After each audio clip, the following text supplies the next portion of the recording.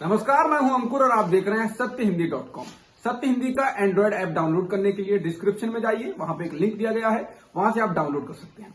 अब एक नजर डाल लेते हैं अब तक की खबरों पर। गुजरात के अहमदाबाद में तैयार किए गए दुनिया के सबसे बड़े क्रिकेट स्टेडियम मोटेरा का नाम अब पीएम नरेंद्र मोदी के नाम पर होगा। उद्घाटन समारोह में केंद्रीय गृह मंत्री अमित शाह ने इस बात की घोषणा की है कि इस स्टेडियम को नरेंद्र मोदी स्टेडियम के नाम से जाना जाएगा। बता दें, इसी मैदान पर आज भारत और इंग्लैंड के बीच टेस्ट सीरीज का तीसरा टेस्ट मैच खेला जाना है। बता दें, दुनिया के सबसे बड़े इस स्टेडियम में 1,32,000 लोगों के बैठने की क्षमता बताई जा रही है। अहमदाबाद के सरदार पटेल स्टेडियम का नाम बदलने को लेकर राजनीति गरमाने लगी है। गुजरात के कांग्रेस अध्यक्ष हार्दिक पटेल ने इसको सरदार पटेल का अपमान बताया है और कहा है कि जिनके नाम पर बीजेपी वोट मांगती है उनका ही अपमान किया जा रहा है। हार्दिक ने ट्वीट कर कहा कि भारत रत्न लौह पुरुष सरदार पटेल ने आरएसएस पर प्रतिबंध लगाया था और उसी कारण आरएसएस के चेले सरदार पटेल का नाम मिटाने का हर संभव प्रयास कर रहे हैं। बाहर से मित्रता और भीतर से बैर, ये व्यवहार बीजेपी का सरदार पटेल से है, लेकिन हिंदुस्तान सरदार पटेल का अपमान बर्दाश्त नहीं करेगा। कांग्रेस के पूर्व अध्यक्ष राहुल गांधी के एक बयान पर विवाद हो गया है और पूरी बीजेपी उनके पीछे हाथ धोकर पड़ गई है। राहुल ने मंगलवार को तिरुवनंतपुरम में कहा कि पहले 15 साल मैं उत्तरी क्षेत्र से सांसद था, तब मुझे एक अलग तरह की राजनीति करने की आदत हो गई थी। मेरे लिए केरल आना खुद को ताज़ा करने जैसा था और मैंने देखा कि यहाँ के लोग मुद्दों में ज़्यादा रुचि रखते हैं और सिर्फ ऊपर ऊपर ही नहीं, वे मुद्दों की तह तक जाते हैं। जिसके बाद बीजेपी की राष्ट्रीय टीम की कमान संभाल रहे जेपी नड्डा ने ट्वीट कर कहा कि राहुल कुछ दिन पहले उत्तर पूर्व में थे तो वह भारत के पश्चिमी इलाकों के खिलाफ जहर उगल रहे थे और आज वह दक्षिण में हैं तो उत्तर के खिलाफ जहर उगल रहे हैं। उन्होंने कहा कि बांटो और राज करो की राजनीति काम नहीं करती। नड्डा ने गुजरात नगर निगम के चुनाव में बीजेपी को मिली जीत का भी जिक्र किया। पश्चिम बंगाल में आगामी विधानसभा चुनाव से पहले बयानबाजी तेज हो गई है। अब सीएम ममता बनर्जी ने पीएम मोदी को दंगाबाज कहा है। कोलकाता के हुगली में हुई जनसभा में ममता ने कहा कि मोदी देश के सबसे बड़े दंगेबाज हैं।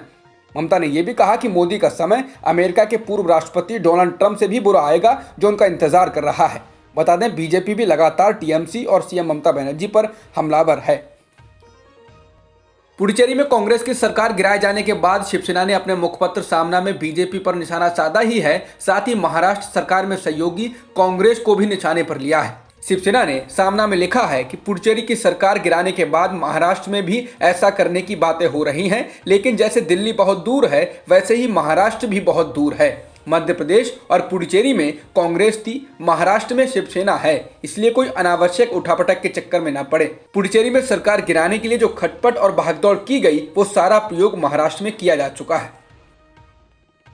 शिवसेना ने अपने मुखपत्र सामना में कांग्रेस पर निशाना साधते हुए ये दिखाने की कोशिश की है कि कांग्रेस अपनी जमीन खो रही है। सामना के संपादकीय में शिवसेना ने लिखा है कि एक समय दक्षिण में कांग्रेस का बोलबाला था, आज पुडुचेरी जैसा छोटा सा राज्य भी उनके हाथ में नहीं रहा। देश में अब पंजाब, राजस्थान और छत्तीसगढ़ में कांग्रेस की सरकार बची है। महाराष्ट्र और झारखंड में अगाड़ी सरकार में कांग्रेस शामिल है। झारखंड को भी अस्थिर किया जा रहा है। इसके लिए मुख्यमंत्री हेमंत सोरेन के पीछे केंद्रीय जांच एजेंसी को लगा दिया गया है। यूपीएससी के जिन अभ्यर्थियों ने 2020 में परीक्षा में अपने आखिरी प्रयास का इस्तेमाल कर लिया है, उनको अब कोई दूसरा मौका नहीं मिलेगा। सुप्रीम कोर्ट ने यह फैसला एक याचिका पर दिया है। याचिका में कोरोना वायरस महामारी को कारण बताते हुए कहा गया था कि उन्हें एक और मौका दिया जाए और उम्र सीमा में छूट दी जाए। ये याचिकाकर्ता वे थे जिन्होंने सिविल सेवा परीक्षा 2020 में अपना अंतिम मौका इस्तेमाल कर लिया था। इन्होंने कोरोना महामारी और लॉकडाउन से पैदा हुई कठिनाइयों का हवाला देते हुए तर्क दिया कि महामारी ने उनकी तैयारी को प्रभावित किया और अतिरिक्त प्रयास की मांग की। लाइव लॉ की रिपोर्ट के अनुसार कोर्ट ने अब याचिका को खारिज कर दिया है। इसी मामले में पहले केंद्र सरकार इस बात पर सहमत हो गई थी कि वह ऐसे अभ्यर्थियों को एक अतिरिक्त मौका देगी।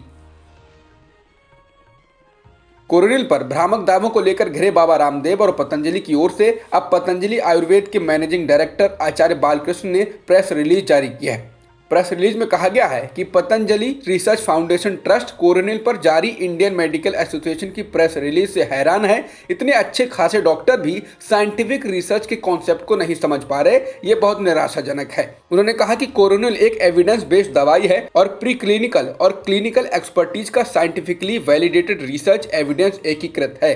कोरोनिल कोई खुफिया मेडिसिन नहीं है, बल्कि इसके सभी तत्वों के बारे में आम जनता के बीच में जानकारी दी गई है। बता दें, इंडियन मेडिकल एसोसिएशन ने इसको झूठी और मनगढ़ंत दवा बताया है। साथ ही दवा के लॉन्च में स्वास्थ्य मंत्री की उपस्थिति पर भी सवाल उठाए हैं। पतंजलि रिसर्च फाउंडेशन ट्रस्ट के महासचिव आचार्य बालकृष्ण ने प्रेस रिलीज जारी करने के साथ ही ट्वीट में फिर से साफ दावा किया है कि कोरोनिल को WHO GMP के अनुसार COPP लाइसेंस मिला है। इसके साथ ही उन्होंने कहा कि कोरोना महामारी में आयुर्वेद वैश्विक पटल पर पहुंचा है और इसीलिए आयुर्वेद के विरोधियों में इसको लेकर खलबली मची है। राजस्थान सरकार ने आज अपना बजट पेश किया। सीएम अशोक गहलोत ने बजट में कोरोना को लेकर स्पेशल पैकेज का ऐलान किया, जिसके तहत कोरोना से प्रभावित लोगों को आर्थिक मदद की जाएगी। किसानों के लिए भी कई ऐलान किए गए। साथ ही कहा गया कि अगले साल से अलग कृषि बजट पेश किया जाएगा।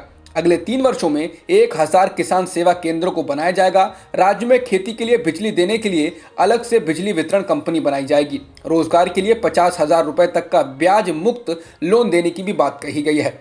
50,000 किसानों को सोलर पंप भी देने का ऐलान किया गया है और अगले साल से किसानों को सब्सिडी के लिए 16,000 करोड़ रुपए का प्रावधान किया जाएगा, ऐसा भी कहा गया है। राष्ट्रीय टीम में खेल चुके क्रिकेटर मनोज तिवारी ममता बनर्जी की पार्टी तृणमूल कांग्रेस में शामिल हो चुके हैं। उन्होंने पश्चिम बंगाल के हुगली जिले में ममता बनर्जी की सभा में टीएमसी की सदस्यता ले ली है। बता दें, तिवारी ने भारत के लिए 12 वनडे और 3 T20 मैच खेले हैं। इसके अलावा वो IPL के 98 मैच खेल चुके हैं। तिवारी काफी समय से राजनीतिक मुद्दों पर अपनी राय रख रहे हैं। देश में कोरोना वायरस को लेकर एक बार फिर चिंताएं बढ़ रही हैं। मामले बढ़ने के लिए 5 राज्य ही जिम्मेदार बताए जा रहे हैं। इनमें महाराष्ट्र, मध्य प्रदेश, पंजाब, जम्मू कश्मीर, छत्तीसगढ़ और हरियाणा का नाम शामिल है।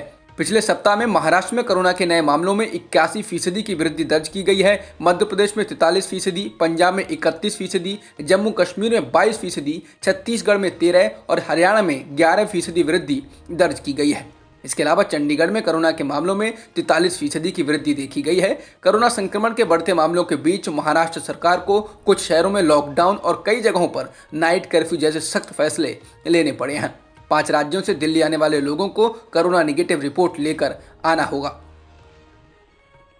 देश में एक बार फिर से बढ़ते कोरोना वायरस को देखते हुए अब केंद्र सरकार फिर से अलर्ट हो रही है। इसलिए अब केंद्र ने उन 9 राज्यों और केंद्र शासित प्रदेशों में उच्च स्तरीय टीमों को भेजा है, जहां पर कोविड मामलों में वृद्धि देखी जा रही है। 3 सदस्यीय टीम को 10 राज्यों महाराष्ट्र, केरल, छत्तीसगढ़, मध्य प्रदेश, गुजरात, पंजाब, कर्नाटक, तमिलनाडु, पश्चिम बंगाल और केंद्र शासित प्रदेश जम्मू कश्मीर को भेजा गया है। ये टीमें राज्यों व यूनियन टेरिटरीज की सरकारों को कोरोना से निपटने और स्थिति को संभालने में मदद करेंगी। भारत में एक दिन में 13,742 नए कोरोना संक्रमण के मामले दर्ज किए गए हैं और 104 लोगों की मौत हुई है, जिसके साथ ही देश में कुल संक्रमितों का आंकड़ा 1,10,30,000 के पार हो गया है और मृतकों की संख्या 1,56,000 से अधिक हो चुकी है। फिलहाल एक्टिव मामले 1,46,000 से अधिक हैं और देश में अब तक कुल 1,21,65,000 से अधिक लोगों को वैक्सीन लगाई जा चुकी है। नेपाल के पीएम केपी शर्मा ओली को सुप्रीम कोर्ट से बड़ा झटका लगा है। नेपाल के सुप्रीम कोर्ट ने ओली द्वारा संसद को भंग किए जाने के फैसले को असंवैधानिक बताया है और अगले 13 दिनों में प्रतिनिधि सभा का अधिवेशन बुलाने का आदेश भी दिया है। अब ओली मुश्किलों में फंस गए हैं। उनको अब बहुमत साबित करना होगा, जो कि उनके पास दिखता तो नहीं है, और अगर वो बहुमत साबित नहीं कर पाए तो उनको इस्तीफा देना होगा। बता दें, केपी शर्मा ओली ने पिछले साल 20 दिसंबर को संसद को भंग कर दिया था। ओली के इस फैसले के खिलाफ सुप्रीम कोर्ट में कई याचिकाएं दाखिल की गई थी।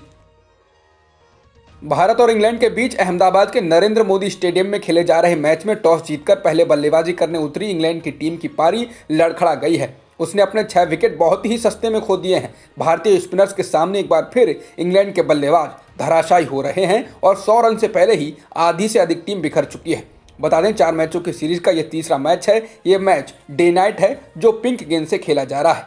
सीरीज 1-1 से बराबरी पर चल रही है। अब तक की खबरों में इतना ही। बाकी खबरों के लिए बने रहिए सत्यहिंदी.com के साथ। सत्य हिंदी का ऐप डाउनलोड करें गूगल प्ले स्टोर पर।